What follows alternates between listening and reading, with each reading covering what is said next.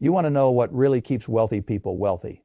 It is not some secret formula. It is not a hedge fund on speed dial. It is not even intelligence, because I have watched some of the smartest men I ever met get wiped out, some of them twice, a few of them 3 times. The one trait that separates the people who walk out of every economic storm richer than when they entered it is that they recognize the storm before it had a name. And right now, as I sit here in 2026, I can tell you plainly that I do not like what I see. I have not liked it for a while. What worries me most is not the storm itself. Storms come and go.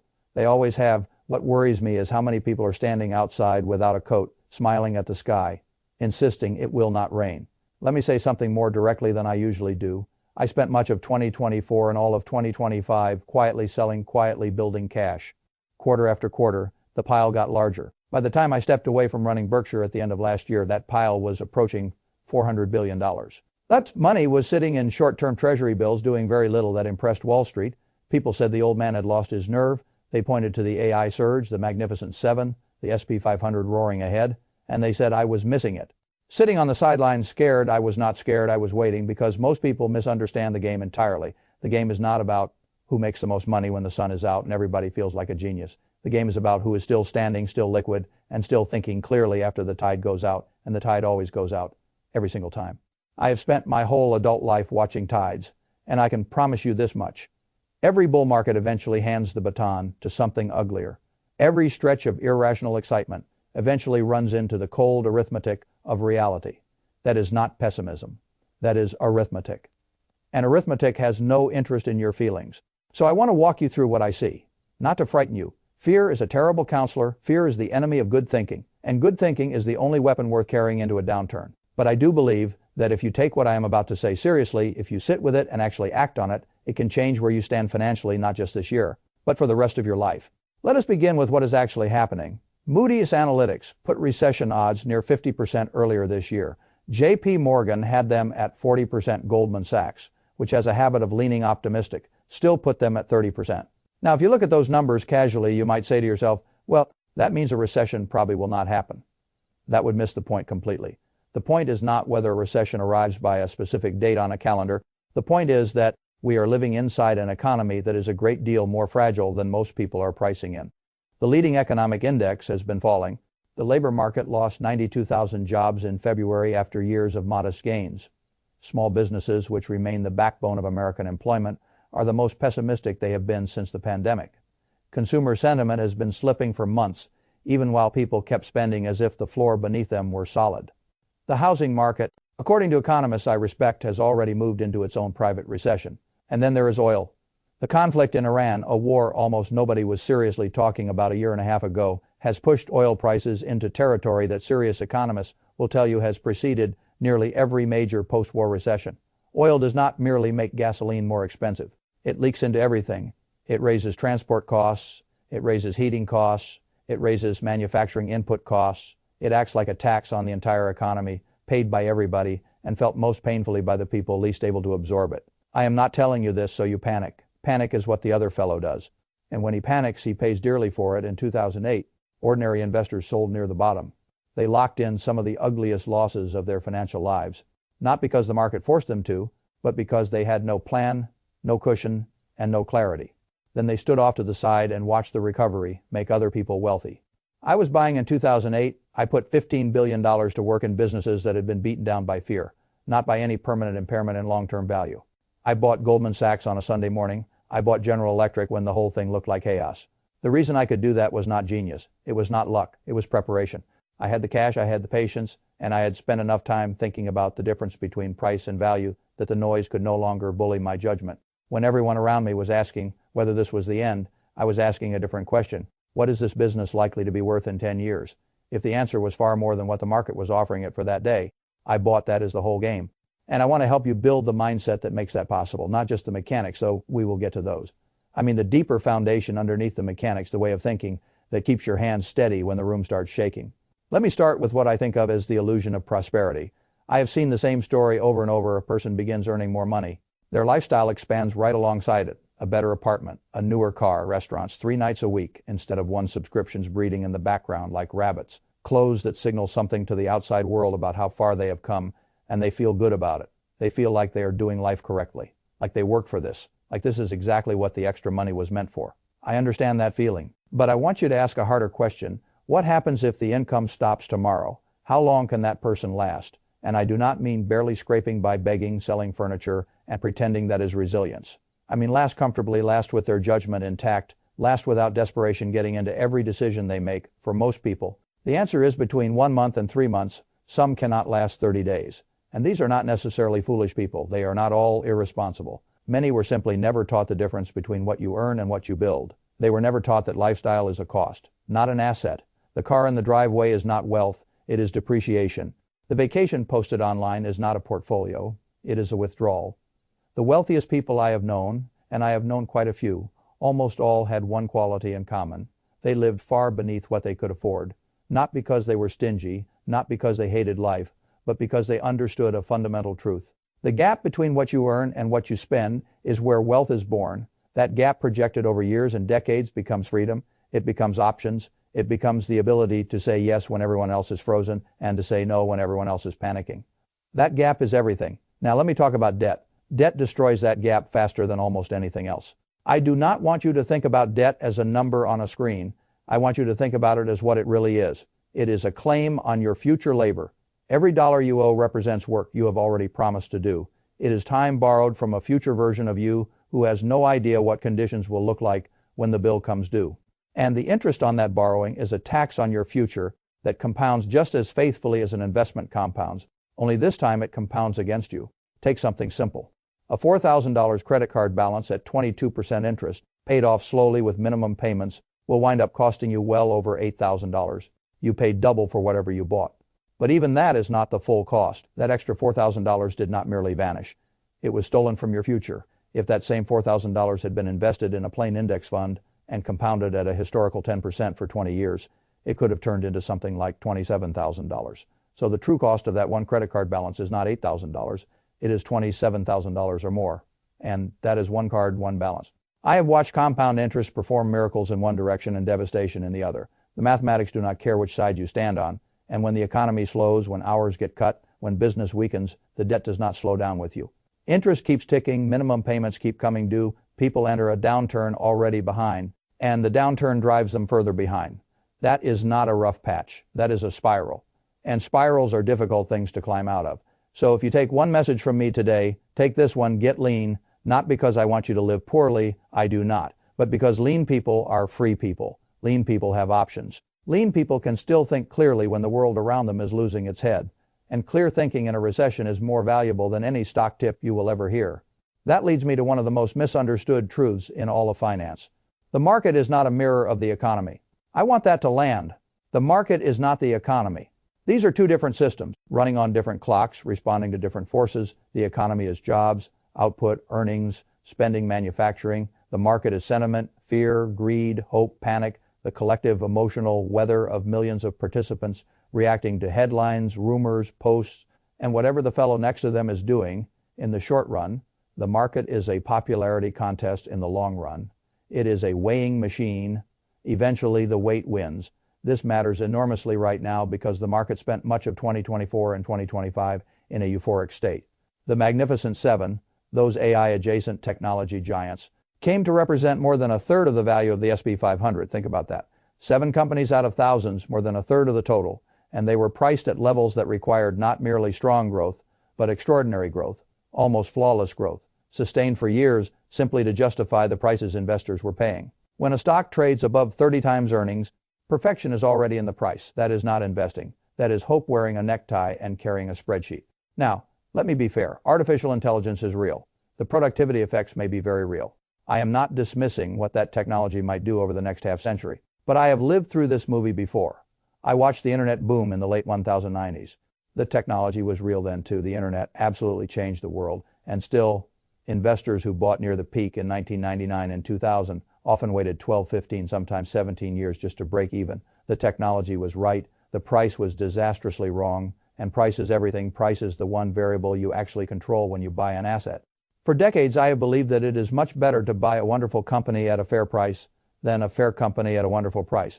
But in parts of this market, people have been buying ordinary companies at extraordinary prices simply because everyone around them was doing the same thing. because recent history rewarded it, because saying otherwise makes you sound out of touch. I have been called a dinosaur before. That does not trouble me. Patience does not need defending. Now let us get practical. This is the point where most financial advice fails people. It offers insight, but not instruction. I want to give you both. The first thing I would do is the least glamorous and the most important. I would find out exactly where I stand.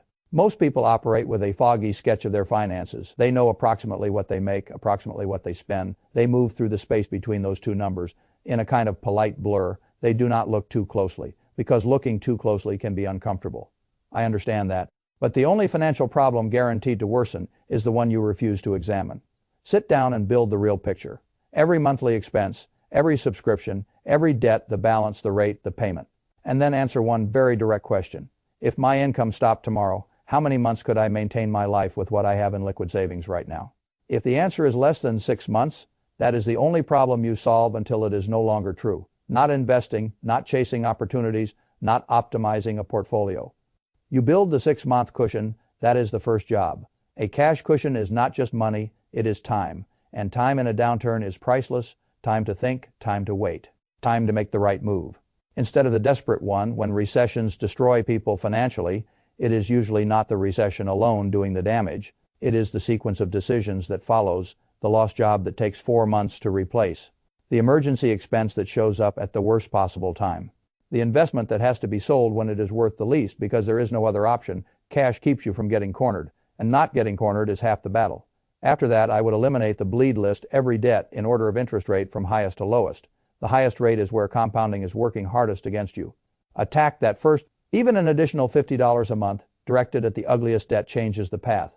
While you are doing that, list every recurring charge, every quiet little leak in the hull. Cut what does not genuinely improve your life. You will be surprised how much money has been leaving without your explicit consent. Then I would automate the right behavior. Whatever you can save, even if it is modest, set it to move on payday before you have time to negotiate with yourself. The research here is clear and the logic is simple. A decision made once in a calm moment always beats a decision made over and over again in moments full of noise and temptation. Build the system so the right move is the default move, and then only then I would prepare to buy, not necessarily today. Valuations in portions of this market still look stretched to me, but prepare, build your watch list. Know the businesses you would want to own at the right price. Study their competitive positions. Study management. Study the balance sheet. Know what they are worth so that when the price reflects fear rather than value. And that day will come. You do not need to guess. You already know what you are looking at. And you can move while others are frozen. Here is the truth. Most people never get to enjoy. Recessions are among the greatest wealth transfer events in modern history. Every decade or so, the market holds a clearance sale. Good businesses, real businesses, with earnings power and durable advantages, go on sale at prices that would have sounded absurd during the good times. Not because the businesses suddenly became worthless, because frightened sellers need liquidity. And whoever is sitting on the other side of that transaction with cash patience and clear thinking is the one who gets rich. I want you to understand this deeply because it cuts directly against human instinct. When prices fall, everything in your body says run. The headlines scream disaster. The conversation around you turns emotional. And the correct response, the one that has built fortunes over and over again, is to look at a falling price in a good asset, the same way you would look at a lower price on any product you already wanted. You would be pleased, you would buy more. You would not ring your grocer asking whether bread had become dangerous just because it was on sale. You would fill the cart. The reason people fail to do that with investments is that they confuse price with value. They think a lower price means the thing itself has become worse. Sometimes that is true, but in a genuine panic, when fear rather than fundamentals drives selling, the value may stay right where it was while the price drops like a stone. A Coca-Cola bottler does not lose its economics because television anchors look worried. A railroad does not lose its moat because sentiment turns sour. The earnings will still come, the dividends will still come, the value remains, temporarily marked down for reasons that have very little to do with the business. That is when you buy, and you only get to buy if you prepared beforehand. Now I want to talk about something I think is not discussed enough. Your attention. We live inside the most sophisticated attention harvesting machine in human history. Your phone, the news, social media. Every one of these systems has an incentive to keep you engaged. And the best way to keep a human being engaged is fear. Fear of missing out. Fear of being late. Fear of a crash. Fear of a rally happening without you. Fear of getting it wrong. Fear is fuel for attention, and attention is money. So the louder the coverage becomes, and it will get very loud in a downturn, the more important it is to ask a simple question: who benefits from my panic right now? The answer is almost never you during market stress. I reduce my consumption of financial news, not because information does not matter, it does, but because there is a vast difference between information and noise. And in a crisis, noise overwhelms information by a huge ratio. For every useful fact, there are 100 pieces of amplified fear designed to keep your eyes locked on the screen and push you toward a decision that benefits somebody else. I have watched people sell wonderful businesses at 30 cents on the dollar because a man on television convinced them the world was ending. The world kept going. Their wealth did not. So here is a simple practice. Limit your financial news intake. Once a day is plenty. Choose sources that focus on fundamentals, not emotional temperature. And after every piece of financial media you consume, ask yourself whether it changed your estimate of a business's long-term value or whether it simply changed your mood. If it only changed your mood, close the screen, set the phone down, go back to what you know. What businesses do I own or want to own? What are they likely to be worth in 10 years? Does this headline alter that? Usually the honest answer is no. Now let me bring this down to what I consider the real foundation underneath all of it. Wealth is not the accumulation of stuff. Wealth is not merely the number on a statement. Though the number matters, wealth, properly understood, is freedom. The freedom to choose how you spend your time, the freedom to reject bad opportunities, the freedom to say yes to great ones, the freedom to think slowly when the world around you is demanding that you react quickly, the freedom to hold what you own while others are being forced to liquidate. That is what money, properly managed and properly protected, actually buys. And that freedom, the real kind, not the one advertised online, is built in quiet moments. The moment you refuse to upgrade the car, the moment you automate the savings transfer before you can spend the money, the moment you pay down the debt that has been bleeding you in silence, the moment you resist the seductive story that says you must be fully invested right now. Today, at any price, those choices are not glamorous. Almost nobody applauds them, but that is where the game is won. I have lived in the same house since 1958. I paid $31,500 for it. I drive a modest car. A good morning for me is still a McDonald's breakfast. And the newspaper, people have spent decades studying my stock picks, my holdings, my deals, my strategy. But if you want to understand how I have done what I have done, that house tells you more than most portfolio analyses ever will. I am not attached to possessions. I am attached to principles. I am attached to thinking, and nobody can confiscate that. Now I want to close with what I believe is the most important message in this entire conversation. The wealth gap that opens up during a recession is not created during the recession. It is created in the months beforehand, in the quiet period when things still look mostly fine from the outside, when the headlines are not yet screaming, when preparation still feels optional. That is where we are. And the people who will come out ahead are making decisions right now. Small decisions, boring decisions, powerful decisions. They are cutting unnecessary spending. They are building cash the same way a wise man builds a levee before the water rises. They are paying down debt. They are learning what they own and what they want to own. They are arranging their financial lives so that when the moment comes, when the sale finally arrives, they are ready to act instead of scrambling to survive. In every recession I have ever studied, the same transfer takes place. The unprepared sell to the prepared fear, transfers assets from weak hands to strong ones, and the question of who ends up on which side of that trade is almost never about brilliance, luck, or elite connections. It comes down to what somebody did or failed to do in the quiet months before the storm, whether they were willing to look honestly at their situation while looking was still optional, instead of waiting until it became unavoidable. I am 95 years old. I have watched more cycles than most people will see in several lifetimes: wars, oil shocks, bank failures, crashes, pandemics, political chaos in every flavor, and I can tell you with total confidence that the people who prepare are rewarded always. Maybe not instantly, maybe not on the schedule they wanted, but preparation is always rewarded. The market is a weighing machine, and patient people on the right side of value eventually win. So if I were starting over, this is exactly what I would do first. I would know my number. I would calculate precisely how many months of expenses I have in liquid savings right now. No spin, no rounding, no comforting lies. If it is under 6 months, that becomes the only problem I solve until it is fixed. Second, I would eliminate the bleed. I would list every debt by interest rate, from highest to lowest, and I would attack the most expensive claim on my future first. Even a small monthly overpayment changes the path at the same time. I would list every subscription, every auto renewal, every silent outflow, and cut the ones that do not truly improve my life. Third, I would automate the behavior. Whatever amount I could save, I would move it automatically on payday before I had a chance to spend it. One calm decision, systematized, beats 100 emotional decisions made in the moment. And fourth, I would get ready to buy. Not blindly, not carelessly. I would build the watch list, study the companies, understand what they are worth, so that when prices reflect fear rather than value, I do not need courage. I only need execution. That is it. 4 things, not glamorous, not complicated, completely transformational if you actually do them. The storm may come, it may not come on the schedule anyone predicts, it may not even look the way anyone expects, but the preparation works no matter what the scenario turns out to be. Cash is always useful. Low debt is always an advantage. Clear thinking is always superior. And patient, disciplined investors buying good assets at sensible prices have always, over time, won.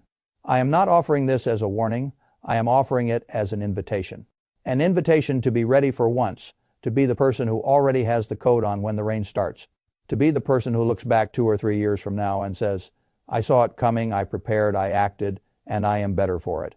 The work is yours, the time is now, and the outcome, more than you may believe at this moment, is still very much in your hands.